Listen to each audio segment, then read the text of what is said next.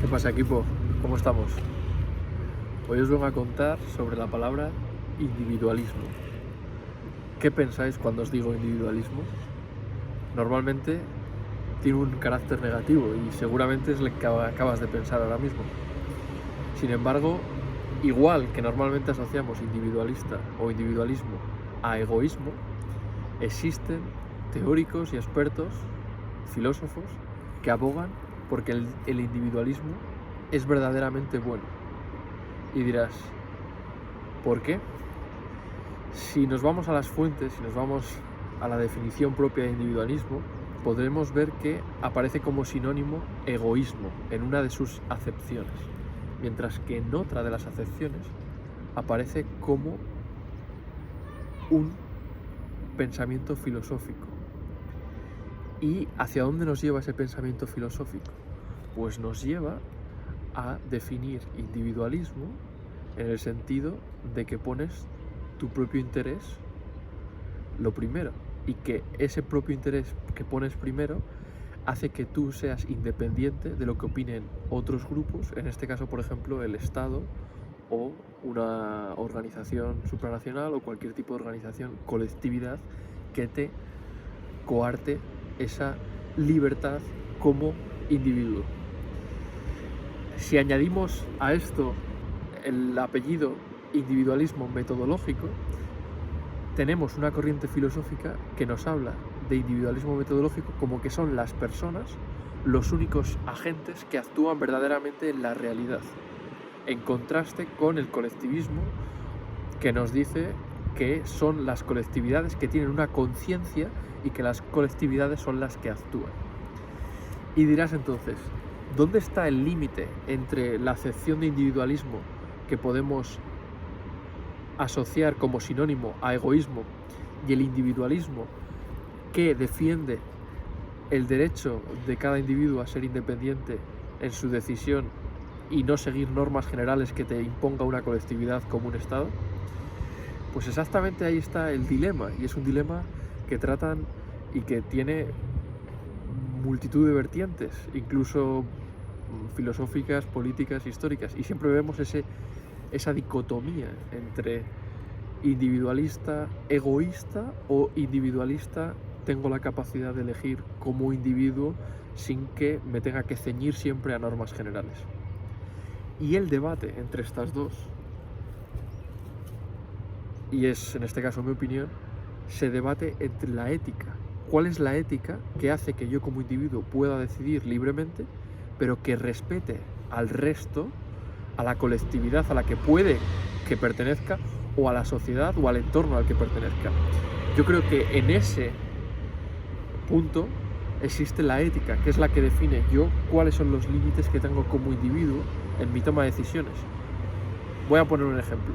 Si yo como individuo, en mi libertad, no me ciño a una norma general como es no robar, pero si estoy robando a otra persona, realmente estoy entrando en la libertad de la otra persona. Y al hacer eso, estoy yendo contra un principio ético, que es el no robar, que siempre aplica si lo quieres seguir. Por lo tanto, tendríamos que decir ahí que esa conducta individualista es contra un principio ético, y ahí está el límite entre lo que puedo decir como individuo y lo que éticamente no sería correcto dentro de la colectividad que tiene la norma general de no robar. Por lo tanto, la ética es la que nos define dentro de ese individualismo metodológico en el que son los individuos, son las personas, los agentes que verdaderamente tienen la libertad y actúan, y son los que actúan y no existe una colectividad que actúa. Dentro de esa concepción, el límite del individuo estaría determinado por la ética, y la ética tiene unos principios que tienes que aplicarlos a la vida diaria a través de la moral. Por lo tanto, en este gran dilema os invito a vosotros mismos a daros cuenta de que individualismo puede ser visto de una forma mala, como egoísmo exacerbado, o individualismo bueno, en el sentido de que dejas que las personas tengan independencia de alguien que dicta una norma general, que pueda ser en base a unos principios éticos o no, o pueda ser arbitraria y discrecional. Además, me gustaría comentaros que Este dilema lo podemos ver, por ejemplo, entre comunismo y capitalismo. Comunismo sería la prevalencia de la colectividad que impone a cualquier individuo que pertenezca a esa colectividad a seguir las normas generales que el comunismo ha elegido. Pero claro, ¿quiénes son los entes que han elegido esas normas generales dentro del comunismo? ¿Es toda la conciencia colectiva? ¿Existe la conciencia colectiva? ¿O son unos individuos dentro de un ente central comunista que han decidido esas normas generales para aplicarlas a todos, o quizás a todos menos a ellos? Por otro lado tenemos el capitalismo. El capitalismo sería, vale, el individuo es el que decide, es el que puede decidir, por ejemplo, ganar lo máximo posible de lo que él tiene. Pero ¿dónde están los principios éticos en el capitalista? En una sociedad capitalista, completamente. Pues ahí tendríamos el otro extremo, que sería el individualismo como egoísmo exacerbado, en el que si a ese egoísmo no le ponemos unos límites, el egoísmo bien entendido de, bueno, vale, busco mi propio bien como capitalista, pero tengo unos límites. Y en esos límites es donde entra la ética. O sea, si al capitalismo le quitamos la ética, la razón social y la ética, realmente tenemos un capitalismo que destroza. Por lo tanto, en ese dilema entre capitalismo, egoísmo, individualismo como egoísmo o comunismo como colectividad que impone unas normas generales, tiene que haber, en cualquiera de las dos, tiene que haber unos principios éticos que rijan realmente esa comunidad. Por ejemplo, tú, cuando estás en una familia, perteneces a una colectividad. Y en esa colectividad, tú te tienes que regir por unas normas generales. Es una colectividad, es una especie de comunismo. Pero tiene que haber unos límites éticos para que en esa colectividad tú estés bien y no quieras abandonarla.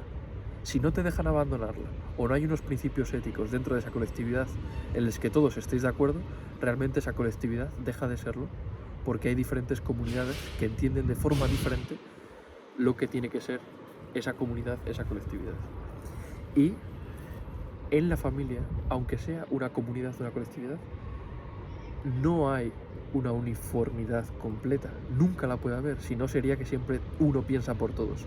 Por lo tanto, de acuerdo en ese individualismo metodológico, se defiende, yo lo defiendo, pero que son los individuos los únicos que actúan, pero hay que entender también que para llegar a agrupaciones y a acuerdos tiene que haber unos principios éticos que fomenten la cooperación en base a una confianza en la concordancia con esos principios. Espero que haya sido de ayuda. La verdad que son conceptos que tienen una implicación tremenda en nuestras vidas si nos paramos a pensar, porque cuando tú a alguien le dices es un individualista, es un individualismo, bueno, hay unos individualismos y otros individualismos, así que ánimo y adelante siempre, equipo.